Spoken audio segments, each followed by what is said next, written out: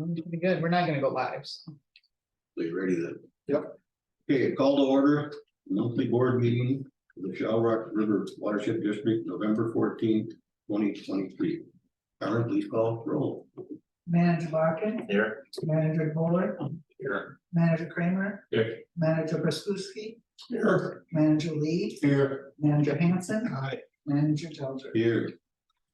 Item number 2, public forum. Is there anyone from the public that would like to speak at this time? Morning. You're gonna be our public or speaker today? No, I don't have anything to say. I'm just from the city. I'm your LGU. Oh, perfect, perfect. That's good. I was wondering what the truck was out there. I was wondering maybe they were in there checking the. Didn't pay the water bill.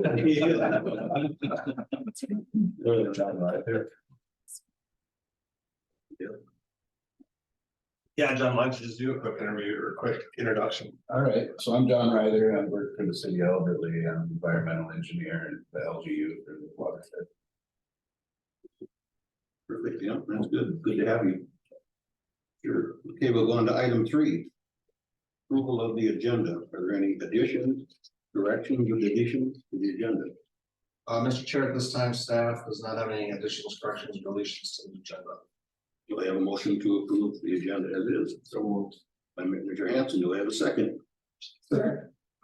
By Manager Pasuski. Any discussion? Hearing none, Carmen, please call roll. Manager Larkin. Aye. Manager Buller. Aye. Manager Kramer. Aye. Manager Briskuski. Aye. Manager Lee. Aye. Manager Hanson. Aye. Manager Delger. Alright. Number 4, the consent agenda. The following items will be acted upon without discussion in accordance with the staff recommendation and associated documents unless a manager requests opportunity for discussion. A, the minutes of the October 10th, 2023 Shell Rock River Watershed District regular board meeting. B, minutes of the October 10th, 2023 Shell Rock River Watershed District annual meeting. C, October 2023 treasurer's report subject to audit. E, October 2023 project fund treasurer's report subject to audit. E, authorized payment of claims. F, authorized payment of project fund disbursements. Do I have a motion for the consent agenda? I'll make that motion, Mr. Chair. By Manager Lee, do I have a second? I'll second. I said, by Manager Kramer, do any discussion? Hearing none, please call roll. Manager Larkin. Aye. Manager DeBoer. Aye. Manager Kramer. Aye. Manager Briskuski. Aye. Manager Lee. Aye. Manager Hanson. Aye. Manager Delger. All right. Item number 5. Turn that over to Administrator Andy Central.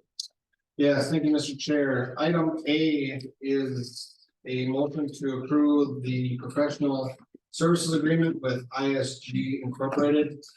ISG, as you all know, is one of our engineers. They will be working with Geosyntec.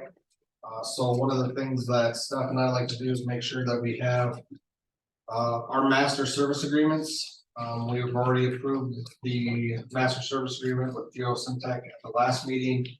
So the last one we have is this master service agreement with ISG. Again, this just really outlines basically the service of their engineers, responsibilities, insurance requirements, and making sure that our engineers are meeting all the state statutes that we have to meet. So with that, looking for a motion to approve the professional master service agreement with ISG. Do I have a motion? Go on. By Manager DeBoer, do I have a second? Second. By Manager Kramer, any discussion? Hearing none, please call roll. Manager Larkin. Aye. Manager DeBoer. Aye. Manager Kramer. Aye. Manager Briskuski. Aye. Manager Lee. Aye. Manager Hanson. Aye. Manager Delger. All right. Carried. Thank you, Mr. Chair. The item B is a motion to approve engineer services for the Fountain Lake Restoration Project Phase 3. This is the engineering and permitting for the Phase 3 of the Fountain Lake Restoration or the dredge project on Fountain Lake. As of right now, if you see it in your packets, we're at about 595,000. Actually, pardon. Why? But again, this is the agreement with Geosentech to start the engineering for phase 3 of the restoration project, and then also start the permitting process and bring us right up to putting the project out for bid.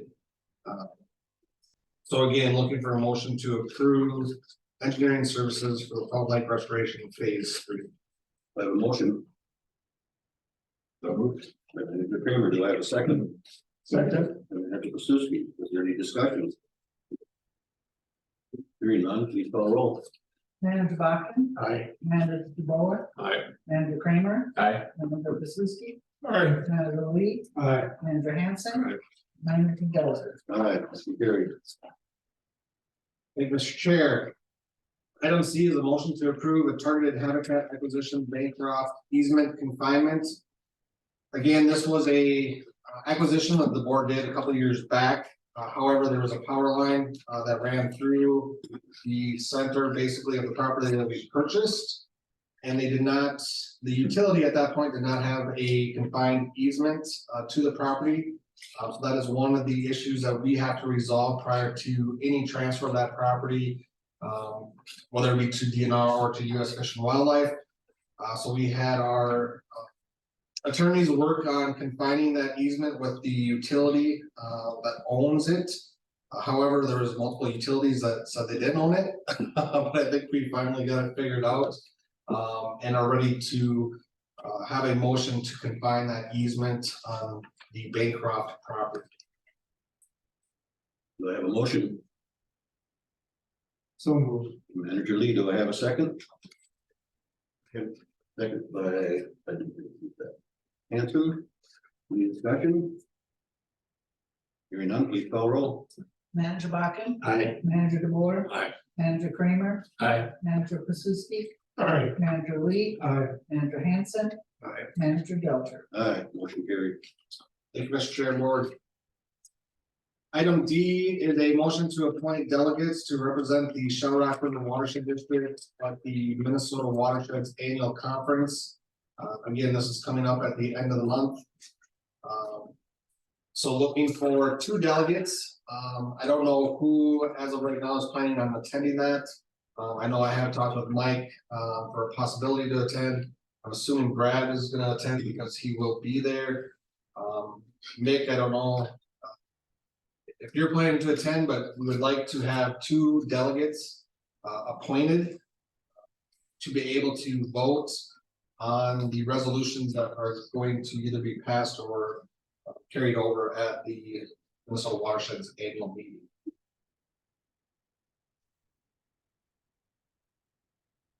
So do I got nominations for delegates that will be there? What are the dates again? November 28th to December 1st. First. Check. Maybe you're anything at this point. So Brad will be for sure then. Mike, have you got any more? Yeah, I always farm goes into the oil to get fixed and hail damage, so we're down to 1 vehicle, and so if I could ride along with somebody, I'd be able to do that. Just quite an experience anyway. Yeah, Then it was a delegate a few years ago or so. Not the only one that's interesting. It's very educational. All right, so I think for now, I'm just gonna put Brad and Mike. And we'll try to find a ride for you, Mike. okay. Yeah, at least we'll have 2 delegates then on here, so that when we get time to vote for the resolutions, we have you guys down, so. And then Nick, if you wanna just check too, get back to Leah. Yep. Leah can get rooms and stuff provided, so just let her know. Brad, I don't know what day you need to be up there. I'll be there for the whole conference. For the whole conference, Yeah. so you're probably gonna go on Tuesday. Correct. Okay. We'll work through that. So if I can get a motion then for having Brad and Mike as delegates to the Minnesota Association. and Mick as an alternate potentially. For the Minnesota Watersheds Annual Conference, that would be great. Do I have a motion? Yes. By Manager Hanson, do I have a second? By Manager Suski, any discussion? Hearing none, please call roll. Manager Botkin. Aye. Manager DeBoer. Aye. Manager Kramer. Aye. Manager Klasuski. Aye. Manager Lee. Aye. Manager Hanson. Aye. Manager Delger. Aye, motion carried. Thank you, Mr. Chair. Again, item E is just an update on the annual conference for the Minnesota watersheds. We have six resolutions that we'll be looking at voting on. Resolution 1 will require watershed district permits for the Department of Natural Resources. Resolution 2 is clarified budget adoption deadlines and certification types for watershed districts. Resolution 3 will be support new legislation modeled after HF 2687 and Senate File 2419 in 2018. This is regarding DNR's regulatory authority over public drainage and maintenance and repairs. Resolution 4 is supporting streamlining the Department of Natural Resources Flood Hazard Mitigation Grant Program. Resolution 5 is support increased flexibility in the open meeting law to utilize interactive technology. And resolution 6 is support Minnesota watersheds education and outreach to encourage formations of watershed districts in unserved areas. So those are the 6 major resolutions that MAUD Minnesota watersheds will be looking at. I believe there is support for all the resolutions except for resolution 2. We believe that the budget adoption deadline and certification process is already outlined. With the September 15th and December 15th deadline, that we have to have all that information into the county, and that we hold public hearings already on our budgets. So I don't believe that one will pass. But again, that's just me, my opinion. But I believe the rest of the resolutions more than likely will pass out of the membership meeting. That meeting will be held Friday, December 1st at 9 a.m. For those resolutions to be voted on. Other than that, again, if you do attend, there is some pretty good workshops. We do have the new manager workshops. So Mike, if you go, that would probably be the list of workshops that I would attend. But feel free if there's other ones that you're interested in to work back and forth there. I believe that's all I have, unless there's any questions on the annual conference. Okay. Item F is Board of Managers per diem discussion. This has come up a few times in the last couple of years. What I'm actually looking here is for a motion for the board to give me the ability to just do some outreach and some investigating on per diems statewide and how the other watershed districts are handling them, and then bring a package or a couple different ideas back to the board in December to vote on.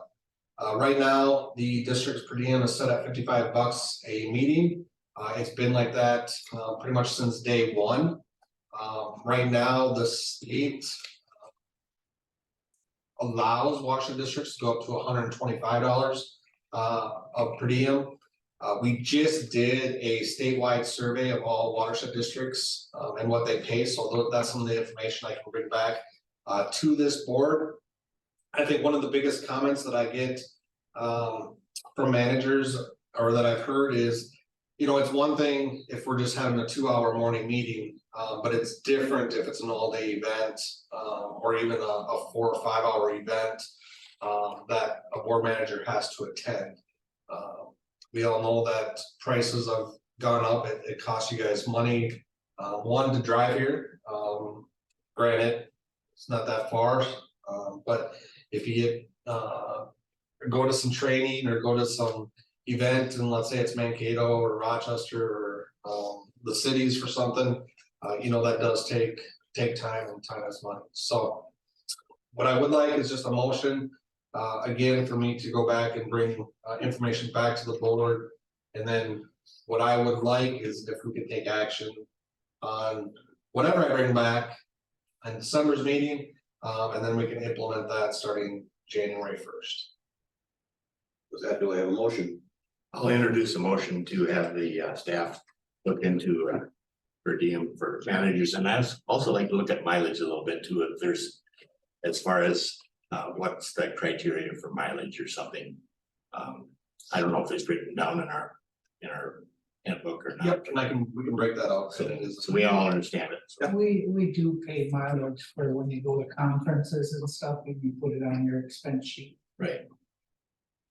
So I'll introduce that. Do I have a second? Second. By Manager DeBoer, any discussion? Hearing none, please call roll. Manager Bakken. Aye. Manager DeBoer. Aye. Manager Kramer. Aye. Manager Pasuski. Aye. Manager Lee. Aye. Manager Hanson. Aye. Manager Delger. Aye, motion carried. Thank you, Board and Chair. Item G is a discussion regarding the Minnesota duty officer and correspondence with the Watershed District. So I've had some talks with Manager Kramer on this. This really came up because there was a pretty large spill on the railroad tracks in the South Industrial Park. However, we were not notified of that spill from the Minnesota duty officer. So this letter is just a kindly reminder to please notify us if there is an incident like this. I feel that we have the knowledge and the ability to help out with our waterways on where spills may go or best locations to clean them up. Not that they'll take it, but it would just at least be nice to have some idea that something happened within the Watershed District. This one was pretty close to one of our retention ponds out there on County Road 65. So again, it's just a nice polite letter to ask them to just please notify us if there is an incident within the Shell Rock watershed. And just a little background, also on the Mountain Homeland Security Committee that we review like county emergency response plans relating to chemical releases and stuff like that. And kind of at the state level, they've had some struggles, so it sounds like there's a personnel, like who's in charge of what, some confusion, so trying to get that figured out, when we're supposed to be called as the entity if there is a spill, so. I would think we should be called to any kind of a spill, of any size. That's what my opinion. When this was a whole rail car, tanker car, de-icer assault. And I knew about it because that my client, I trained their hazmat team, it wasn't their spill, but it was a railroad's car on their property, so. They reached out to me asking some, how do we clean it up, making sure it doesn't deteriorate their tracks and stuff like that, so from there. Getting an indication that there'd been a spill. But the duty officer, like you said, didn't reach out to us as a watershed to figure out where that's gonna go, what the impact could be, stuff like that. Did they do any cleanup on any of this? The railroad had it cleaned up like pretty much immediately. But as far as there's like residue of the de-icer, the salt on the tracks and stuff that my client wanted to ask some questions about, so, yeah. But again, that's some of the questions too, is was the cleanup done right, Yeah. because. Yeah, basically their cleanup was, well, it's soaked into the ground and it's gone. So that was a cleanup, they didn't have to remove any of that material out or any of that stuff, so. To me, every time it rains, we're gonna get a flush of that de-icer potentially into our stormwater pond, so. I don't know, John, did the city get notified on that one? We were actually doing an inspection of an industry right there, so we saw the response and went over and stuck our nose into it. And I took a lot of pictures and then followed up about 2 weeks later with more. And tried to trace where it went, and I hate to tell you that most all of that ended up in your pond. ran right into the storm drain and immediately to the pond. And, yeah, so we were notified because we were there, we wouldn't have known either. It's a better place for it than if it just flushed right into the stream. Well, yeah, Or the outlet. So that's good. agreed. But if we get, let's say, you know, it goes to the pond, but if we don't know, and then all of a sudden we go down there and there's, everything's dead in our pond, and then we got questions and. DNR is looking at us like, well, what's going on here? I mean, this way we'd at least know what happened and, you know, could look at alternative methods as well to capture it in the stormwater. So. One of the complicating factors is that mag chloride's not treated as the hazardous material. So It goes on all the roads for dust control. yeah, Yeah, but this is like 19,000 gallons, something like that, 30,000 gallons. estimated. It's a dust palliative. It's probably a little bit better than calcium chloride is, but Pretty much Yeah, fried. it's an issue all around, so we didn't like to see it, but the concentration's extremely low by the time it gets into the. was that a tanker that was sitting there waiting for offload, or was it? That's right. Okay, so They went to open the valve to. was that Freeborn Lauer that was doing it, or Freeborn Co-op? Yeah, Okay, so they were trying to unload the tank and the valve was broken. So once they opened the cap, there was nothing that could be done about it, and they had no containment there, so it just went. Right away into the drainage ditch right beside the track. wow. I got a lot of nice pictures of. Unhappy frogs and stuff, but. Yeah.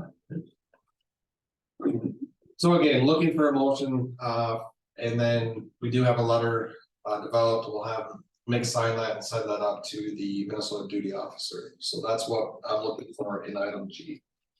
I have a motion So, by Manager Lee. Do I have a second? Second. Kramer, any discussion? Hearing none, please call roll. Manager Buckett. Aye. Manager DeBoer. Aye. Manager Kramer. Aye. Manager Kususki. Manager Lee. aye, Manager Hanson. Manager Dell. Aye, motion carried. Mr. Just one quick thing, we did get a certificate of recognition, from Brad Finstead, a member of Congress, along with a state or a flag, an American flag that is flown over the state capitol, in Washington DC. Thanking us and recognizing us for our 20 years of service in the community. So just wanted to, share that. Very nice. Get a display and put it in a display with the certificates, so. Great. Anything else? No, that's it. That's it. We got item 6, project and program manager Corbin Phillips. Thank you. The first item I have is a motion to enter into an option agreement for the Hyde property. So this comes as a result of our phase 10 funding for Lakeside Outdoor Heritage Council. We had a large chunk of funds to purchase ground that was on the east side of Pickerel Lake, what we refer to as the Belchamp property. They entered into an option agreement, but however, once we got the appraisal completed, they weren't satisfied with how it appraised. And we can go up to a certain percentage above appraised value, but we just weren't making, we weren't coming to an agreement on an appraisal price. So we unfortunately had to pass on that parcel, but it left a significant amount of funds left in that phase that we needed to get spent. We did some working with the DNR, and this family, their last name is Hine, came to the DNR with the wishes to sell their property. I have a little beacon printout of where it's at. It's roughly 150 acres split between 2 parcels. It is currently farmed, but there are some hills with some old hardwood trees, some good oaks, as well as there is the potential for some restoration by doing some tile breaks and also putting in some berms to get some wetland ponds. So again, this family had reached out to the DNR to originally sell their ground to them. The DNR passed it on to us because we can just move things a little bit faster, and we do have this funding available. So looking to enter into an option agreement for the Hine property. We have a motion. So moved. Manager Kramer, do I have a second? Second. Manager DeBoer, any discussion? You know, I read this and I was trying to figure out where the Hine property was. Yep, so it's, Idea that was. just northeast of Twin Lakes, it's south of County Road 13. Mhm. The same exit that has that interstate exit. Correct. Manager, It's probably gonna hear the same sermon again here, but when we take property out of a township, the taxes are reduced on property such as, I don't know if it's gonna be hunting or wildlife or combination or whatever. And I'm all for property that's available to the public and everything. But what my problem is that when the property is taken off the tax rolls, the taxes are still due to the townships and the county and everything, so the rest of the owners, usually it's ag owners or individual houses or whatever, have to pick up that for that, like this is in Freeman Township, so you go to look at their budget. If it'll be reduced by 2,000-3,000 or whatever over the next 10-15 years, that money has to come from someplace. And they're all, if you go to the township meetings, they're all hurting and don't want to raise taxes either. I think Mike got a lot more experience on the county's budget. I know the township will get payment in lieu of taxes, but it's not near what they get. Near what they get from when it's on the tax base, so. So we've done a little bit of research, because this has been a topic in the past, and some of the properties that we acquire, the PILT payments are actually, like the Church Lake one, for an example, the PILT payment will actually be increased compared to what the tax base was prior to it. The reason why is because they go off of appraised value, so when we do the donation, that value goes off of what we pay for it, so it's appraised value. So the PILT percentage, I can't remember the exact percent of PILT payment, but because it goes off that appraised value, it's often higher than what the assessors currently have it assessed at as value. Because you can see that assessed value sometimes lags with what current market values are. So in some instances, the PILT payment has actually increased. Now that's for ground that goes to the DNR. Ground that would go to US Fish and Wildlife, I'm bringing it up because we're gonna have a donation letter here to the US Fish and Wildlife in item C. The feds do it a little bit differently. The way I understand how they operate is they do an upfront one-time payment that is a more significant payment, and their philosophy is that if the county were to take those funds and invest them, the interest that you would get from those invested funds would cover the taxes in years to go. So feds is just a one-time payment, where PILT or payment in lieu taxes is a DNR thing that would be yearly, that goes to a payment to Freeborn County.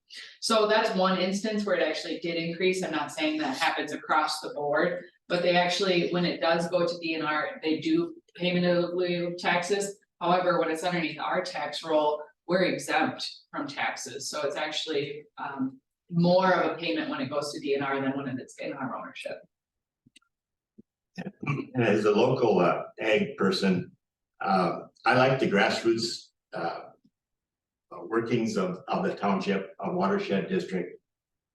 So when we pass it back to the DNR or back to the US Fish and Wildlife, it kind of goes back to the late 1800s when there was a Homestead Act, when they wanted people on the land to provide for the activity and the taxes and the general wealth of the community. So I'd like to just kind of review them maybe in December or whatever, a property in Freeman, Elbert Lee Township, Cricker Lake, and just kind of look at it a little bit, spend an hour on it a little bit and find out what our course of action is. If we're gonna take a certain percentage of each township, or if we're gonna just go where the need is, or the money flows, or whatever, but so. Yeah, and I guess for the district, what we have found out works the best is people that come to us. People that have the property that wanna put it into conservation. So we don't have, we do have priority areas in our plan per se. But where we've had the best outcomes is looking for people that come to us that want to put their property in. You know, we've had enough work to doing it that way, that we haven't had to go out and look for stuff. There's a few instances where we do have some priority areas, that will have some initial costs for the landowner. But most of the time, what we found works best is when they come to us, and then it's a much easier process as well, because they're a willing seller. And we just gotta work through then the line items. Courtney is right. You know, that was one of the big issues when we dealt with the Pickerel Lake Township on the Church Lake property.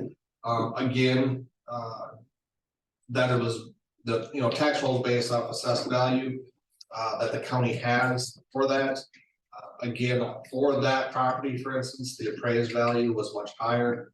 That's the one, at least the one nice thing that I see is we actually have appraised value of these properties that we're purchasing. So then the tax roll or the bill payment is based off that appraised value, not assessed value. And Courtney's right, Al, sometimes that is gonna raise it, and some years. To me, it's always gonna be at least the same, it's not gonna be lower necessarily, because appraised value is usually always more than this. So, I also do wanna point out, say that landowner was just gonna put it into a CREB program or a RIM program, that would also lower the tax base for the township as a whole, because it wouldn't be assessed as agricultural, it'd be assessed as, you know, marginal grassland, and so that tax base would also be decreased. So it's not just, we're not the only reason that it could be decreased, the landowner could choose to do it on his own too. How many acres of this is in farmland right now? Ooh, I don't have the FSA maps available to me yet. Once we get the option agreement, we can look into that, but I wanna say. There's gotta be about 10 acres of woods. I'd have to look or do it on Beacon just to see what the exact tillable acres is, but it's not, you know, 150 of all tillable. There is some wood areas and fence lines in there. And then the other question is on tile repairs and county ditch repairs or judicial ditch repairs and stuff. You know, does the property pick up their share of the repairs on the whole system? Right now, I looked at the redetermination of County Ditch 16, and the south side of Albert Lee is homes and there's a church and a few things that they're all exempt from paying for the repair on that ditch. And as far as I know, there's stormwater ponds south that take the water to County Ditch 16. So I'd like to look at some of those, you know, in the future too, so. I don't know, I think I checked with that on our church in, because that's 55, I think. And we pay ditch tax and repair. That's only we pay taxes on, but we do on the ditch. Okay. So.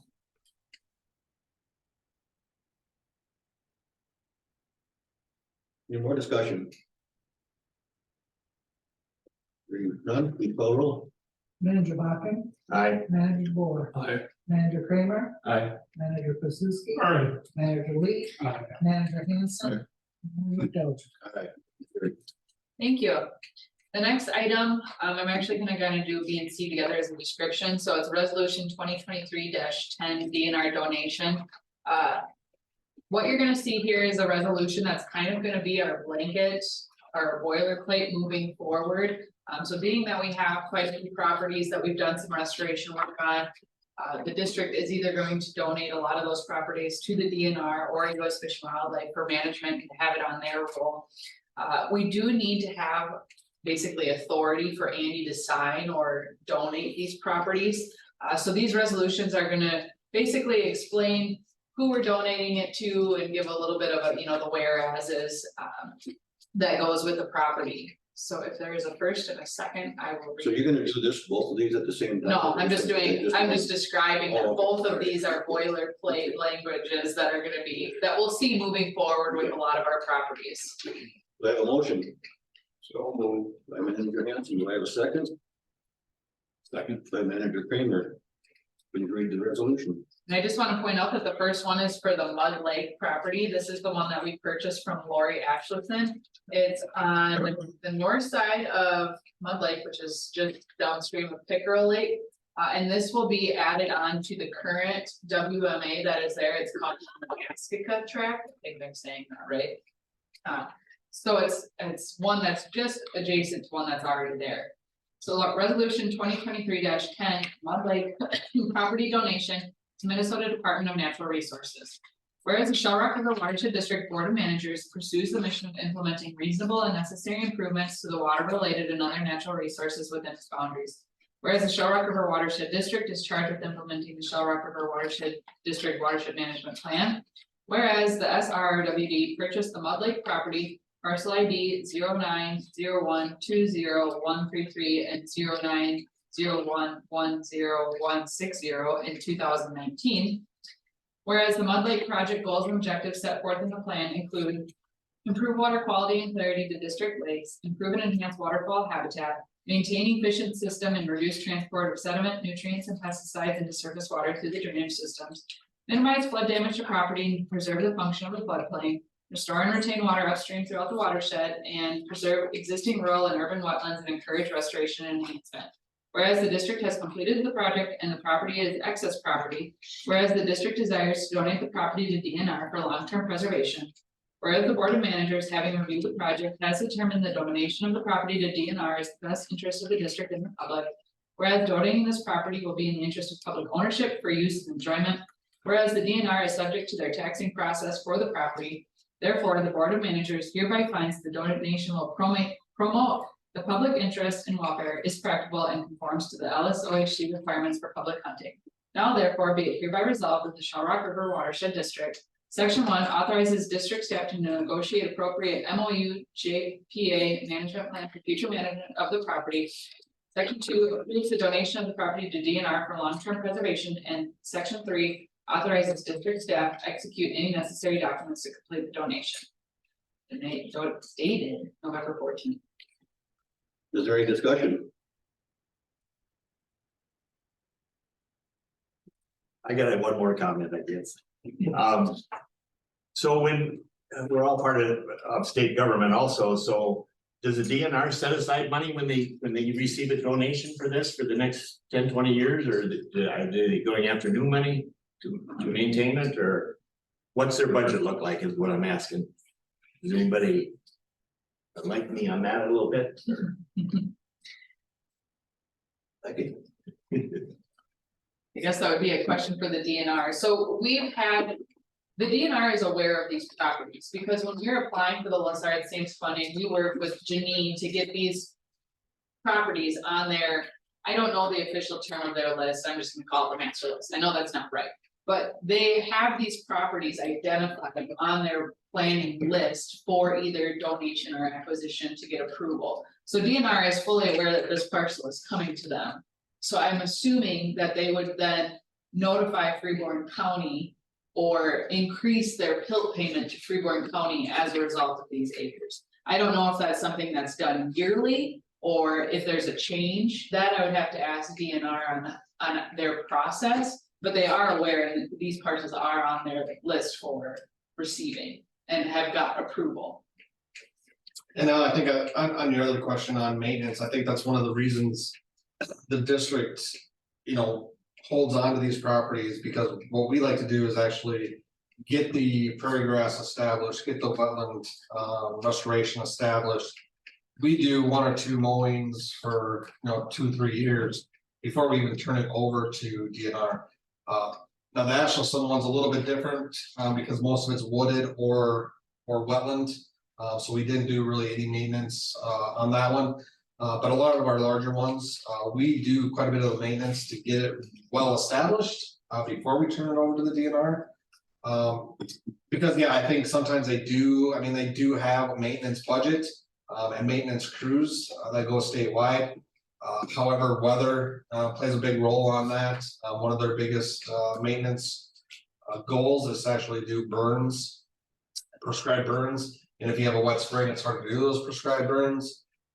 So they probably don't get as maintained as often, but that's why we try to give it to them in really good shape. So I don't need a ton of maintenance. Now, if it's US Fish and Wildlife, US Fish and Wildlife has a great maintenance plan with all the property to me that they own within the county. I'm actually on the volunteer fire department for Emmons, and we actually have a subcontract with US Fish and Wildlife for their prescribed burns, and they do pretty much prescribed burns, every 3-4 years on their properties. So US Fish and Wildlife, I'm much more comfortable turning stuff over to them because they actually maintain their stuff. Where the DNR, I want to make sure ours, what we're turning over, is in good shape before we give it. Is there any other options out there than US Fish and Wildlife and DNR for long term? We are also looking into potentially doing walk-in access, so. Again, with Lessard Sam's funding, it's a requirement that it has to be open to public hunting and fishing. There are some parcels that are just small orphaned areas that we did restorations on that served a purpose. But the DNR maybe doesn't want it because it's too small and it's not close to anything that they have. We still have to fulfill the need of it being open to public hunting and fishing, so we're looking at potentially doing just the walk-in access where we would maintain ownership of it. And it would still provide a recreational opportunity for the public, so that is another option that we have. That's my first choice would be to maintain local control and local grassroots management of it is what I'd like to do, if at all possible. The downside to that then is it doesn't go back on the tax base. Because we're exempt from taxes. Voluntary. So. It's for the council. Okay, thank you. Yep. Any more discussion? Hearing none, please call roll. Manager Buckett, Aye. Manager DeBoer. Aye. Manager Kramer, Aye. Manager Krzyzewski, Aye. Manager Lee, Aye. Manager Hanson. Go. Resolution 2023-10 passes. All right, so the next one I have is resolution 2023-11 US Fish and Wildlife donation to the Orr property. The Orr property is 80 acres that is located just east of Alden. It's right next to that ICNE wetland restoration complex that we've been working on. We did all the restoration on this parcel for the time being, so now we feel comfortable donating it to the US Fish and Wildlife. It will combine to their ICNE tract that they already have to make it over a 250 acre continuous parcel. So if there's a first and a second, I will read the resolution. Do I have a first? Yes. By Manager Hanson, do I have a second? Yes. Manager Lee, please read the resolution. Resolution 2023-11 or property donation to US Fish and Wildlife Service. Whereas the Shell Rock River Watershed District Board of Managers pursues the mission of implementing reasonable and necessary improvements to the water related and other natural resources within its boundaries. Whereas the Shell Rock River Watershed District is charged with implementing the Shell Rock River Watershed District Watershed Management Plan. Whereas the SRRWD purchased the Orr property, parcel ID 0900600013 in 2020. Whereas thereafter, the SRRWD initiated ICNE project number 2020-05 for restoration, and the project was completed in June of 2022. Whereas the Orr project goals and objectives set forth in the plan include improve water quality and clarity to district lakes, improve and enhance waterfowl habitat, maintain efficient systems and reduce transport of sediment, nutrients, and pesticides into surface waters through the drainage systems, minimize flood damage to property, preserve the function of the floodplain, restore and retain water upstream throughout the watershed, and preserve existing rural and urban wetlands and encourage restoration and enhancement. Whereas the district staff and the United States Fish and Wildlife Service have negotiated a memorandum of understanding for the property dated May 25th, 2022. Whereas the district has completed the restoration work on the property and the property is excess property. Whereas the district desires to donate the property to US Fish and Wildlife for long-term preservation. Whereas the Board of Managers, having reviewed the project and the MOU, has determined that donation of the property to the US Fish and Wildlife Service is the best interest of the district and the public. Whereas donating the property will be in interest of public ownership for use and enjoyment. Whereas the US Fish and Wildlife Service is subject to their taxing process for the property. Therefore, the Board of Managers hereby finds that the donation will promote the public interest and welfare, is practicable, and conforms to the LSOSG requirements for public hunting. Now therefore be it hereby resolved that the Shell Rock River Watershed District, Section 1, approves the donation of the property to the US Fish and Wildlife Service for long-term preservation. And Section 2 authorizes district staff to execute any necessary documents to complete the donation, dated November 14th, 2023. Is there any discussion?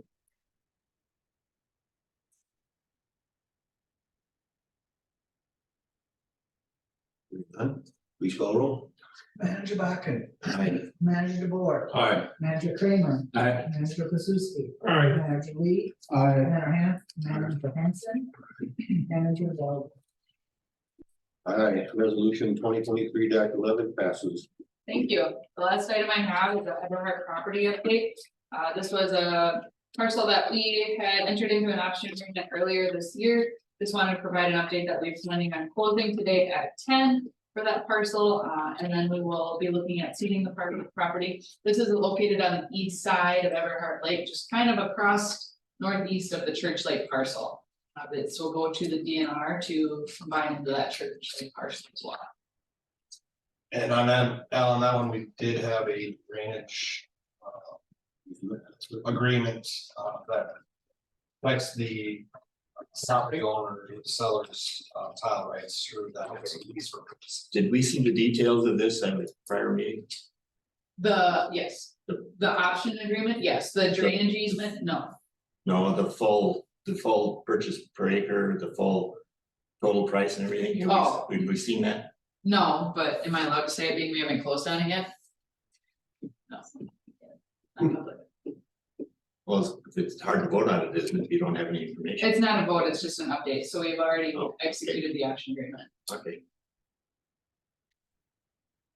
Now, will that be open hunting or not? Because I know Yes. some of the people that live around that lake try to keep it from, That was pretty ugly. yeah. Yep, so- They didn't want anybody hunting that. So a fair amount of the landowners, no, and we also did send a letter to the township notifying them of this sale. So the township has been notified. So we're actually working with the landowner directly to the west of us on another purchase. In the same area, so, I mean. They like to,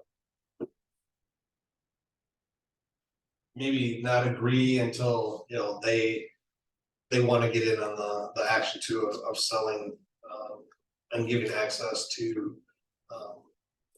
the lake. So, the one on that, the piece that we are purchasing, today on Everhart, is a really good piece to purchase and to help protect Everhart Lake, especially on that east side. It would allow access, to Everhart Lake, obviously. It's not like we're gonna be putting in a boat access though. Yeah, I mean, it's just walking access is all they are, so, the same with Church Lake, we don't have an access, on that piece. That goes on the west side all the way to Church Lake, it's just a walking access.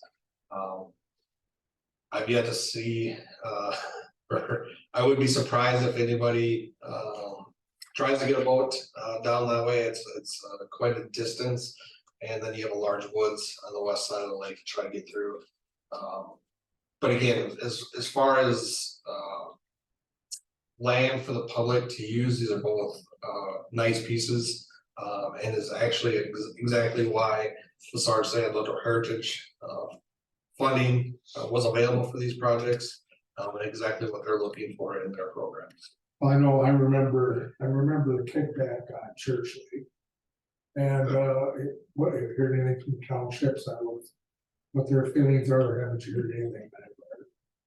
We haven't heard anything from them. Again, we sent them letters on both, or on this Everhart. And I have not had any communications with the township since we've sent the letter to them.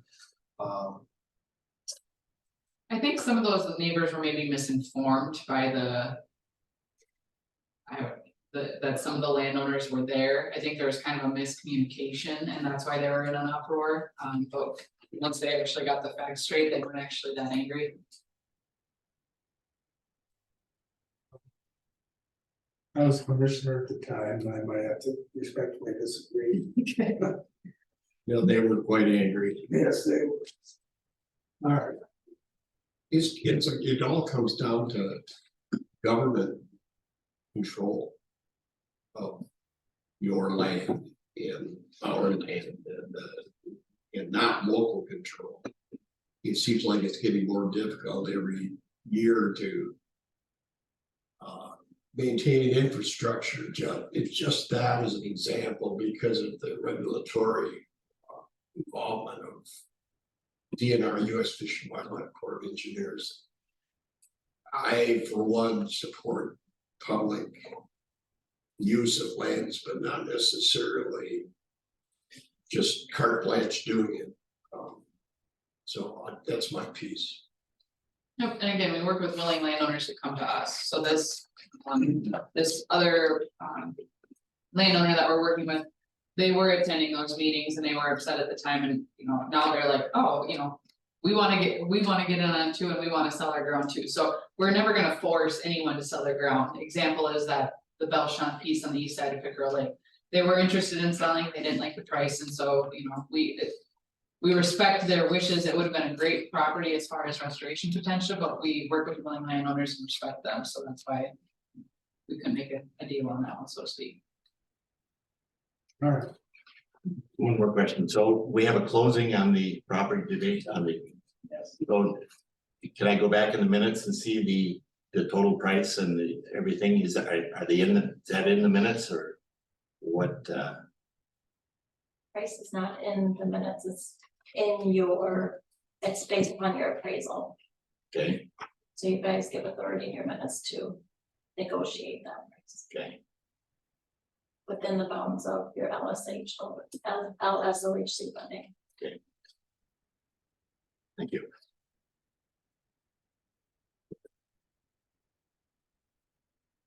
Well, that was all that I had. Okay, well, thank you very much. Item number 7, managers items. Is there any managers items?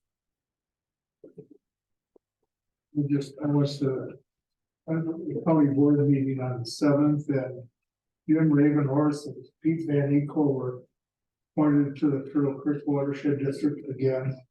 Board of Managers. The county replacing culverts on County State Aid 29 out by Cleveland. And they're going, the county's gonna replace the self-propelled roads. So these road stations, that's not all I have. What, so? Self-propelled room. Oh, Room. Yep. Yeah. Get related and stuff. Any other manager items? I have one thing I'd like to recognize and thank Andy for, like I mentioned a few minutes ago, I'm on the Minnesota Homeland Security Emergency Management. That what's called the Regional Review Committee. And what we do is review in southeast Minnesota, all the county's emergency response plans as they relate to chemical releases. We're short on people on that board, so Andy joined. And if he brings a lot of his experience and knowledge of watersheds to that process, as well as it gives him a great opportunity to learn about, you know, how spills impact watersheds and what type of emergency response plans are out there. Kind of ties together as watershed firefighting, and then just community understanding and stuff like that. So thank you, Andy, and we actually made him our leader, so. You did a great job of running the meeting. I'll So. find out it was a mistake probably. We just meet about once a year, so. It's a minimal commitment, but I think it really. You know, add some experience to what you can bring, so. Yeah, it was very insightful on how different counties develop their emergency management plans and what is all entailed in an emergency management plan. So, Yep. interesting. Any other manager items? Last night I went to the city council meeting and Andy gave his same thing basically we had as our annual meeting. And they were very interested. Everybody had a lot of questions. I think he erupted for over a half hour. Almost 40 minutes. 40 minutes, and they questioned. So it brought a lot of information to the city council and people that were watching otherwise. So I think it definitely made a difference with the city and the watershed. And I think we should do that actually at least twice a year, both city and council and county, because there was a lot of questions and everybody was very, very happy with all the answers and information that they had. And to be truthful, I think a lot of them had no idea. None.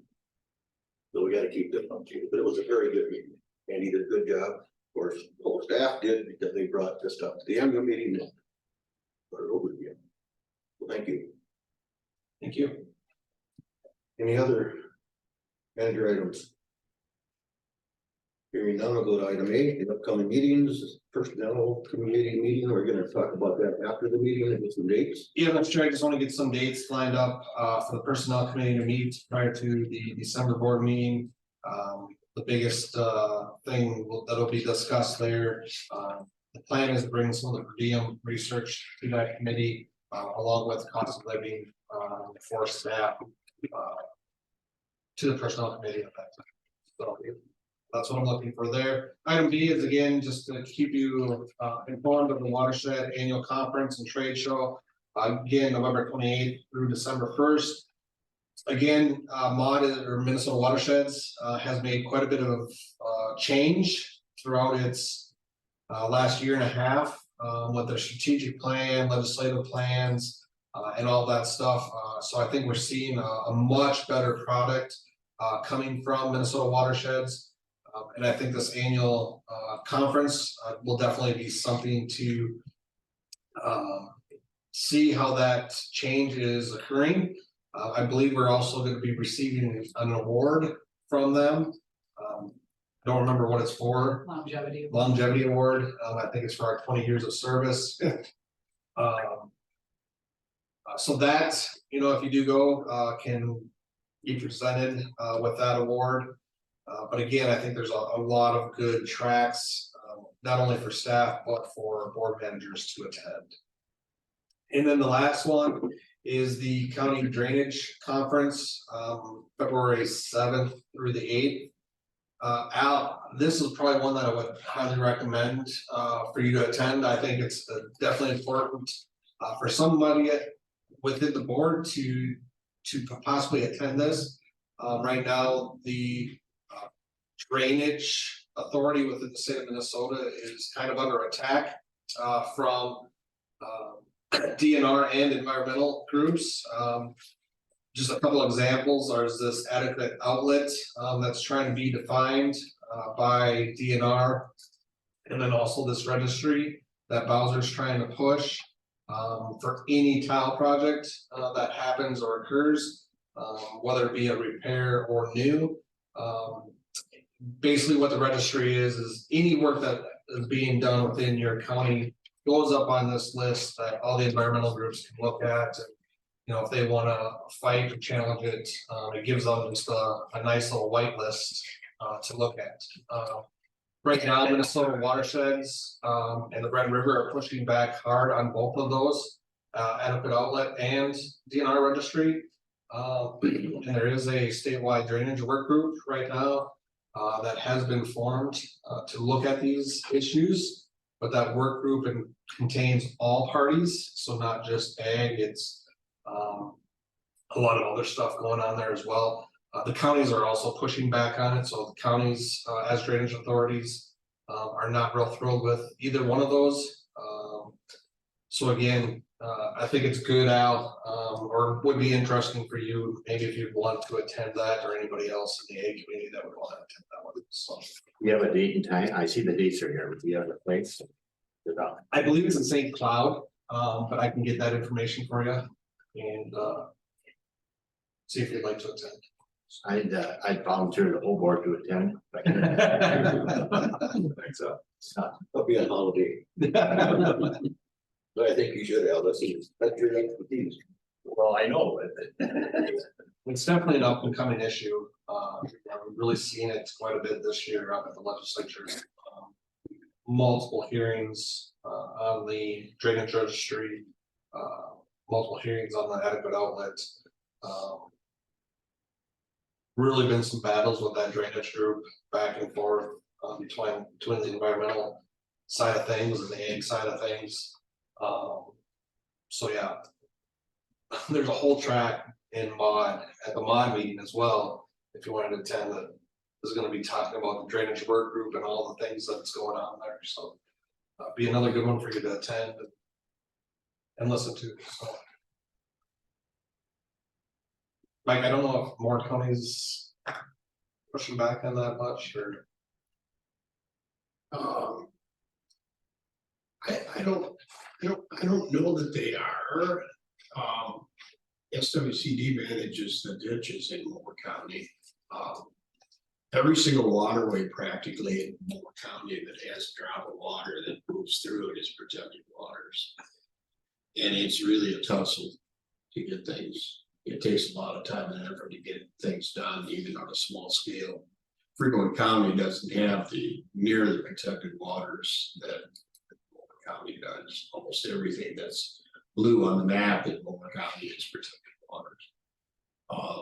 More regulations are very distasteful to me. Because there's a lot of protections out there already.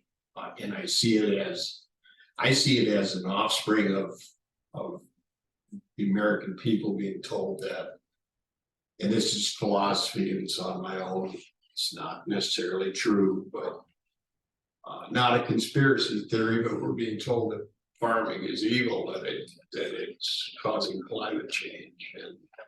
And I think there's various groups that are trying to implement things here that we aren't all aware of. And there's a lot of politicians that listen to the groups that come in and talk to them because the opposite side isn't being represented like they maybe should be at the legislative level. So it scares me whenever I see increased regulation. So I'll get off the soapbox. I just don't like regulation increases. Neither does John. Right, Mr. Chair, that's all I have for.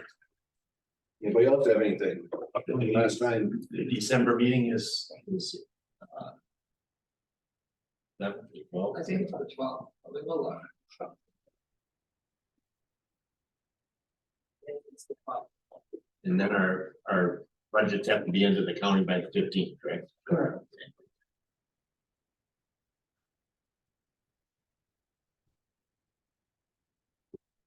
not hearing any more, then I have a motion to adjourn. Move.